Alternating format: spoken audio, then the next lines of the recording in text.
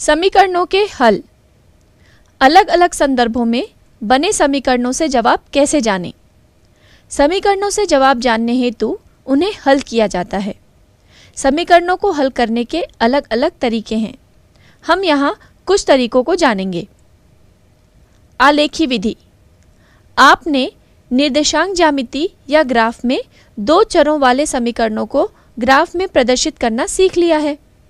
हम अलग अलग संदर्भों से बने समीकरणों को भी ग्राफ पर दर्शा सकते हैं और उनके हल के बारे में जान सकते हैं। अब हम हिरण और सारस के पैरों के संबंध पर बने समीकरण और उनकी आंखों के संबंध पर बने समीकरण को ग्राफ पर दर्शाकर देखते हैं कि उनके हल कैसे प्राप्त हो रहे हैं। उदाहरण 3 में सारस और हिरण के पैरों के संबंध पर जो समीकरण हमें प्राप्त हुआ था वह समीकरण है 4x धन 2y बराबर 180। क्योंकि कुल पैरों की संख्या 180 है और हिरण के 4 पैर होते हैं और सारस के 2, इसलिए समीकरण बना 4x धन 2y बराबर 180। चलिए इस समीकरण के लिए हम एक सारणी बनाते हैं। तो सबसे पहले इस समीकरण को हम थोड़ा सा हल कर लेते हैं। इसे लिख सकते हैं 180 ऋण 4x के रूप में। उसके बाद हम लिख सकते हैं y बराबर 180 ऋण 4x पूरे के बटे 2 और हल करने पर y का मान मिलेगा 90 ऋण 2x।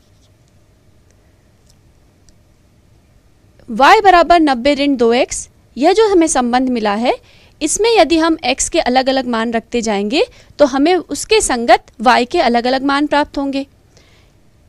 इसी से हम एक सारणी बना सकते हैं। यहाँ हम x के जो मान रखेंगे उन्हें लिखेंगे और उन मानों को रखने से y के जो संगत मान प्राप्त होंगे उन्हें हम यहाँ पर लिखेंगे और इस सारणी का प्रयोग करके हम ग्राफ बना सकते हैं। तो चलिए हम सबसे पहले x का मान 10 रखकर देखते हैं। सही से समीकरण 1 ले लें और फिर हम कहेंगे कि समीकरण 1 में x बराबर 10 रखने पर, चलिए हल करके देख लेते हैं हम कितना मिलता है। y बराबर 90 ऋण 2 गुणित 10 यानी आपको मिलेगा 90 ऋण 20। तो y कितना हो गया 70। इस मान को अब हमें यहाँ रखना है। x बराबर हमने कितना रखा 10। देखिए इससे मिला उसके संगत हमें y का मान 70। बिल्कुल इसी प्रकार हम आगे देखते हैं। समीकरण 1 से y और x में जो संबंध हमें प्राप्त हुआ है वह है y बराबर 90 ऋण 2x। इसे हमने समीकरण 1 माना है। अब इसमें हम समीकरण 1 में फिर से x का मान हम 20 रख रहे हैं। चलिए पहले यहाँ लिख दें कि हमने x का मान 20 रखा है। अब देखते हैं कि इसके संगत y का क्या मान मिलता है।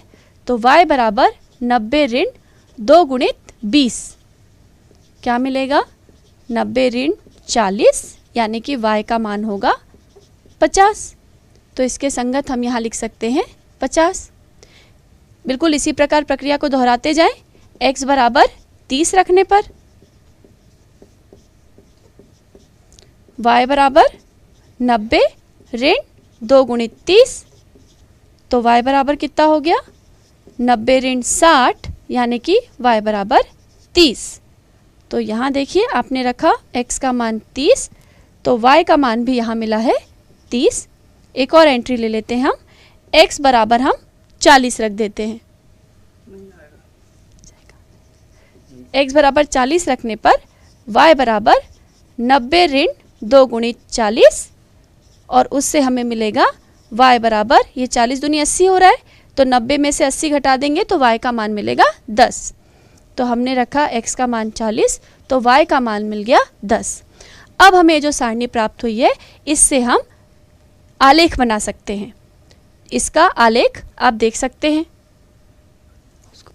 चलिए अब हम हिरण और सारस के आँखों पर जो संबंध से समीकरण बन रहा है उसको देखते हैं। सारस की आंखें भी 2 और हिरण की भी 2 और कुल आंखों की संख्या 120। तो समीकरण क्या बनेगा? 2x धन 2y बराबर 120। बिल्कुल पहले की प्रक्रिया जैसे हम इसमें संबंध x और y में इस प्रकार स्थापित करेंगे कि हम लिख सकते हैं 2y बराबर 120 ऋण 2x और y बराबर हो जाएगा 120 ऋण 2x बटे 2, जिससे मिलेगा y बराबर 60 ऋण x। इसे हम समीकरण 2 मान लेते हैं। अब फिर से x के अलग अलग मान रखने से उसके संगत हमें y के अलग अलग मान प्राप्त होंगे, जिन्हें हम सारणी में नोट करते जाएंगे और इससे दूसरा आलेख प्राप्त करेंगे। तो समीकरण 2 में x का मान, यहाँ भी हम 10 रख लेते हैं, पहले 10 ही ले लेते हैं। 10 रखने पर आप x के कुछ भी मान रख सकते हैं, पर हम कोशिश ये करते हैं कि हम ऐसे मान रखें जिससे गणना करना आसान हो। तो y बराबर 60 ऋण 10, यहाँ आपको मिलेगा y का मान 50। तो x का मान 10 रखने पर हमें उसके संगत y का मान 50 मिला है। इसकी एंट्री हम कर ले। सारणी में x बराबर 10 रखने पर y का मान मिला है 50। फिर से समीकरण 2 में x बराबर 20 रख लेते हैं। इसमें कितना मिलेगा? y बराबर 60 ऋण 20, यानी कि y बराबर 40। हर बार 10, 20 जो भी आप मान रखेंगे उतना 60 में से कम होता जाएगा। तो x का मान ये कितना हो गया? 20, उसको रखने से y मिला है 40। चलिए आगे देखते हैं। हमें जो संबंध मिला था y और x के बीच में, वो है y बराबर 60 ऋण x। इसमें ये समीकरण 2 हमने लिया हुआ है। तो चलिए समीकरण 2 में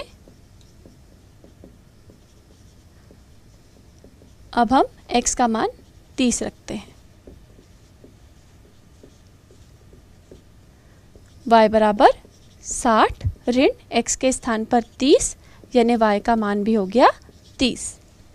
तो x बराबर 30 लेने पर y भी हमें मिला 30। अंत में एक और एंट्री ले लेते हैं हम। समीकरण 2 में x बराबर 40 रखने पर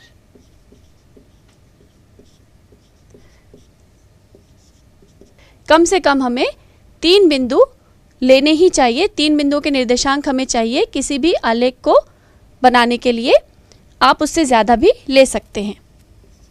y बराबर 60 ऋण 40, तो y का मान हो गया 20। x का मान 40 रखने पर हमें y का मान मिला है 20। तो अब हम इसका आलेख देखेंगे। आलेख खींचने पर हमने पाया कि जो 2 रेखाएं हमें मिली, उन दोनों रेखाओं का कटान बिंदु 30-30 है। तो यही हिरण और सारस पक्षियों की संख्या भी है, जो हमारे द्वारा पूर्व में निकाली गई है। करके देखें।